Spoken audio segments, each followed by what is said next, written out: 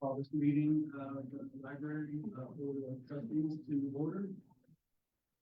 First order of business will be the election of 2025 officers. The slate is there. Myself as president, Vanderburgh Thomas as vice president, Robert Musgrave as treasurer, and Balloon Stuff as secretary, and committee appointments, building and grounds, Bill Keeper, Eric Williams, myself, and the finance committee, Robert Musgrave, Balloon Stuff, and myself. Do I hear a motion? Motion and second. Any comments? Questions? Hearing none. All those in favor? Aye. Any sign opposed? Motion carried.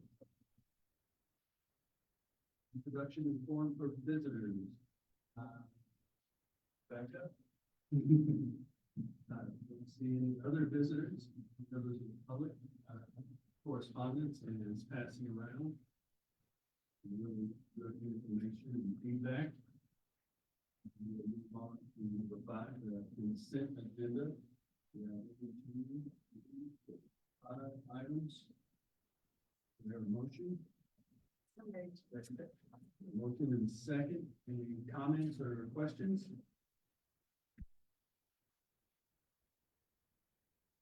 I did have a question on the personnel matters.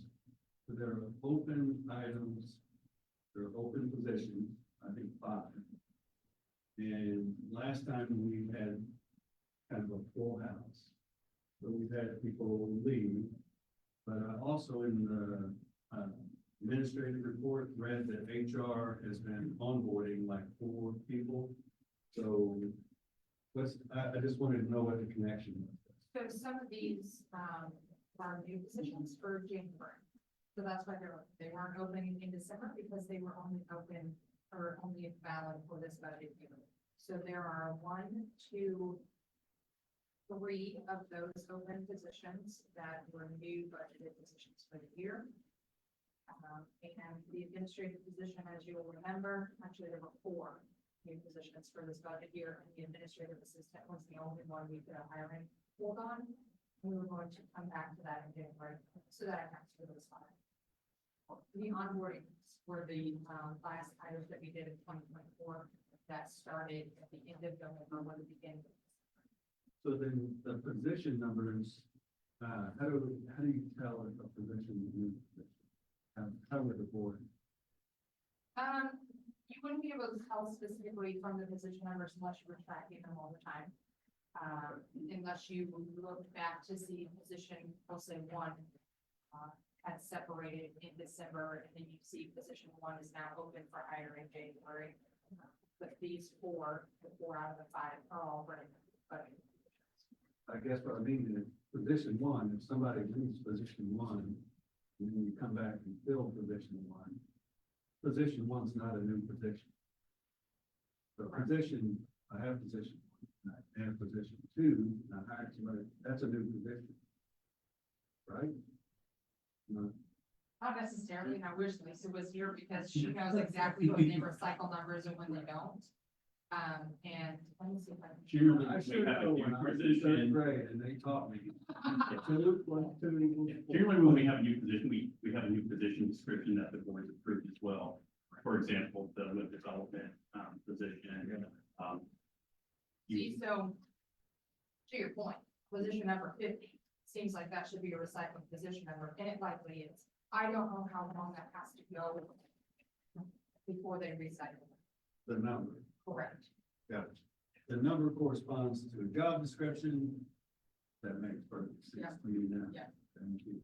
And they eventually will go back and use them just so we're not in perpetuity going forever out. But I don't know what the time is. Okay, thank you. Any other questions? We have a motion and a second. All those in favor? Same side opposed? Motion carries. Governance. In your package, you'll see the year-end status and line item budget update. We received our taxes, tax sum for the month of December. It has been reported along with our other, year-end income, and we ended the year, approximately $1,192,000, short of where we would have having received all of our budgeted tax funds, but unfortunately have the tax and very tax credits. So on the far right hand side, you can see how much of the original certified budget we did receive for the year for property taxes. It was 83%. The financial institute taxes 88%. Excise taxes we actually got 112, so we got a little bit more than was in the certified budget. And then we're a little short on the commercial vehicle excise tax. And then the other columns are our revenue generators, such as passport fees, our printers, our copiers, payments for books lost and paid from our customers, etc. So, and then the big one, which was our interest from investments for the operating fund, 634% more than we budgeted for. So it was a bit of an anomaly. We have had some really good years of interest. We've had some really bad years of interest investments, interest from our investments, just depending on what the market's doing. So we try to keep that pretty stable and conservative from year to year. We do want to see that we've done well for a few years in a row. We will increase that and we'll do our budget together. Yes, we did receive quite a bit more than what we budgeted for. Under expenditures, this is our final expenditures year to date, and all of those totaled out and with the transfers that we approved in December, so that we didn't have any negative account numbers or account line items. We expended up to we had 7% of the budget left, which equated to $1,189,462. When you take in at the very bottom of that second page, when you take in the revenue of $16,038,000 less our total expenses for the year of $15,631,000, we spent 97% of the revenue that we reported. So our net income was basically $406,925.92. And if you allow me to just kind of blow right into the next piece of this. So our recommendation for our rainy day transfer that we do annually whenever we have more than income than expenses, and also within the allowable 10% of the rainy day transfer by the state laws.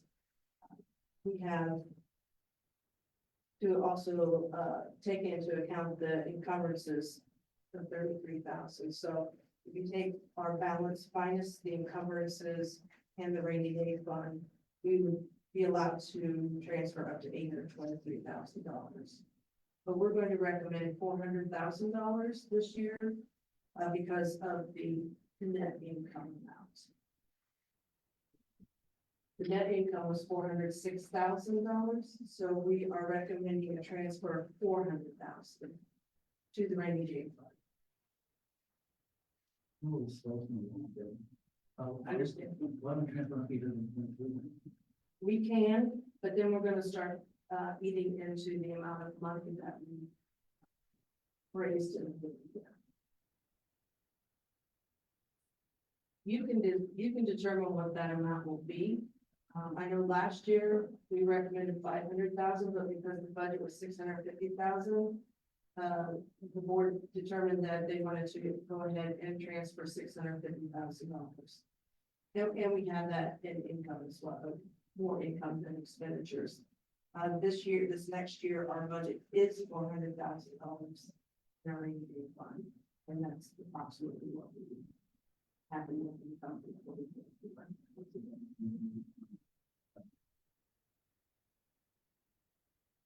So at the end of December, the rainy day fund was $4,420,000.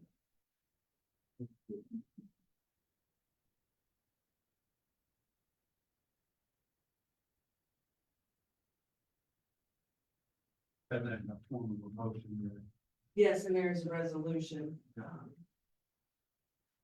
Let's go ahead and get it on the table here. Do I hear a motion? Move that we move like $400,000 from the testing out into the wage aid fund. Second. Now, questions, other comments?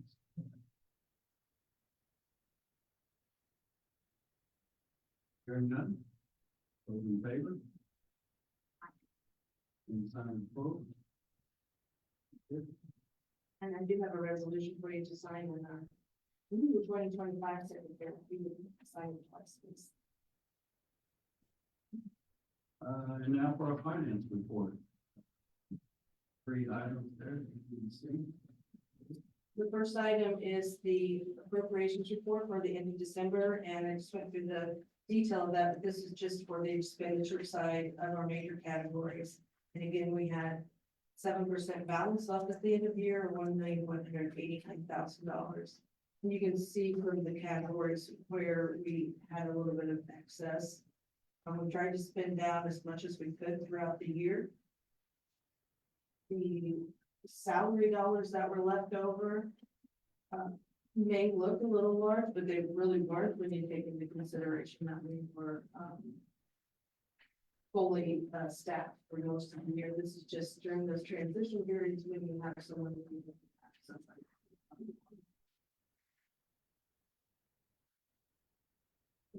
Probably the best year we had as far as spending the budget. And the CEO will probably spend more money. And then we have the investment report for the end of December 2024 for all 4 funds in our state investment pool of trust Indiana. And this is after we received our tax settlement and reinvested the balance of what we did not need for the daily use out of our checking account. The balance is $15,549,700. The average yearly yield for December was 4.6015, or down 0.2% since November. And the average yearly yield year to date was 5.2292, or down 0.400, almost 500 since November. Can we look at getting to?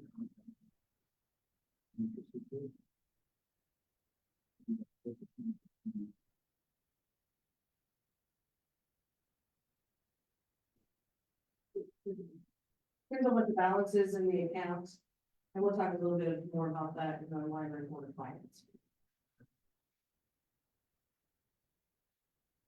And then the invoice on spread. Yes. Before we do that, why do we have, just January, October, one year? We've only paid checks one time since the beginning of the year. But we didn't bother us to go into a new year. Oh, no. We have approval for the $2,437,097.04. That's the expenditure on various invoices.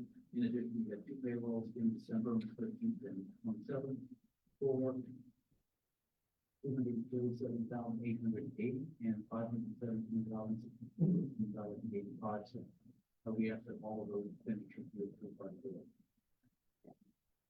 Motion and second. Any questions or comments? Hearing none, all those in favor? Sign opposed?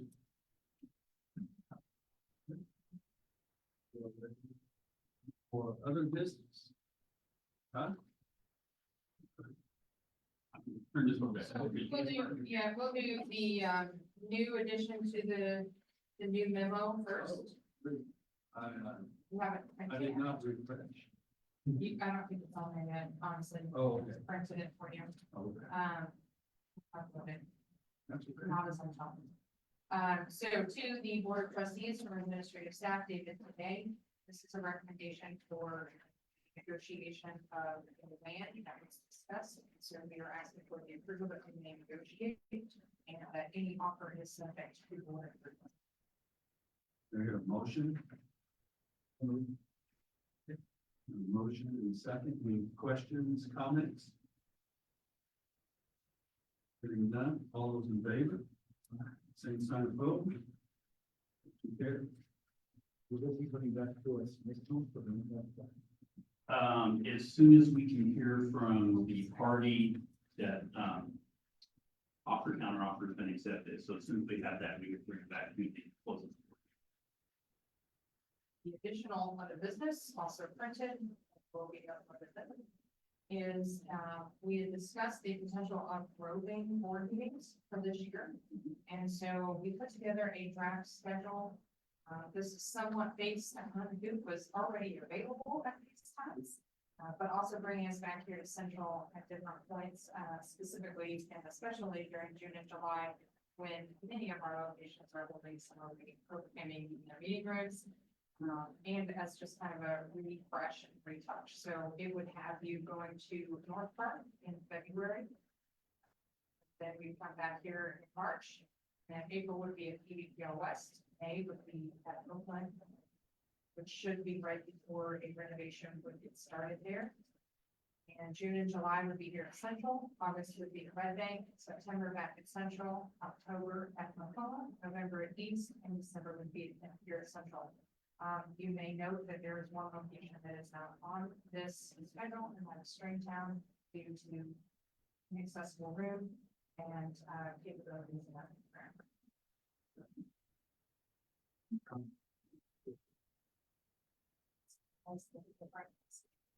I was just putting together the draft of where he would be.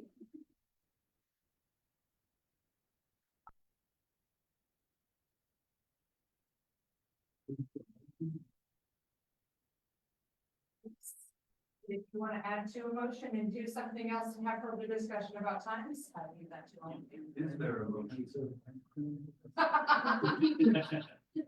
Like that?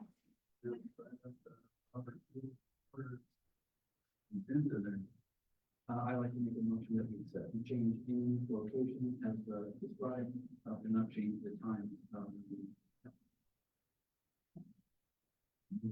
Second, any questions, comments? Hearing none, all those in favor? Please sign opposed. Carries. Thanks for doing that.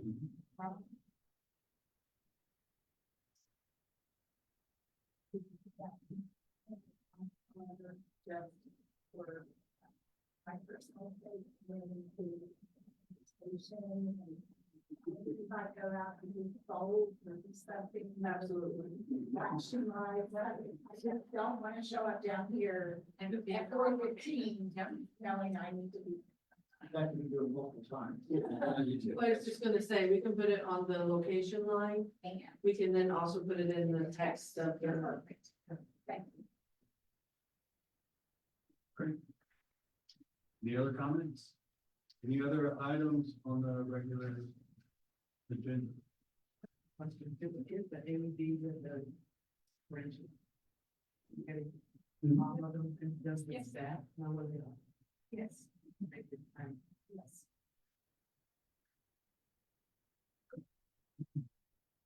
Any other announcements? Business, other announcements? Just excited for another big year. Had a great year last year.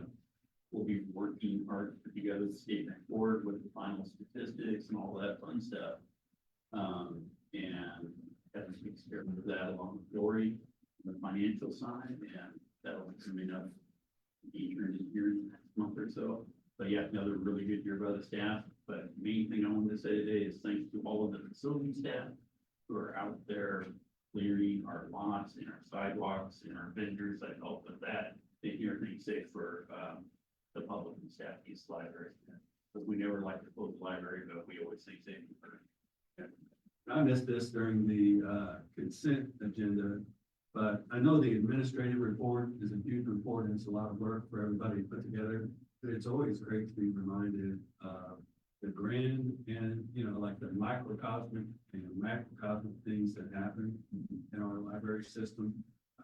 Everywhere, I think it was Red Bank, you know, they had a rock, paper, scissors thing, and, you know, kids were still coming in excited about that. And then like, our staff helping folks, get on BMV and get their licenses renewed and other things. We forget just how much, or I do a lot, just how much, a community binder our library system is, beyond just information. So it's good to be reminded, it's great to know, support and support member, what the library staff do. I appreciate it. I know that's a lot of work, but I appreciate knowing what's happening. I don't recommend that committee, whoever does, like it is representative of the community. It is very, very important. Okay, I'm already going to change it. That's the interest.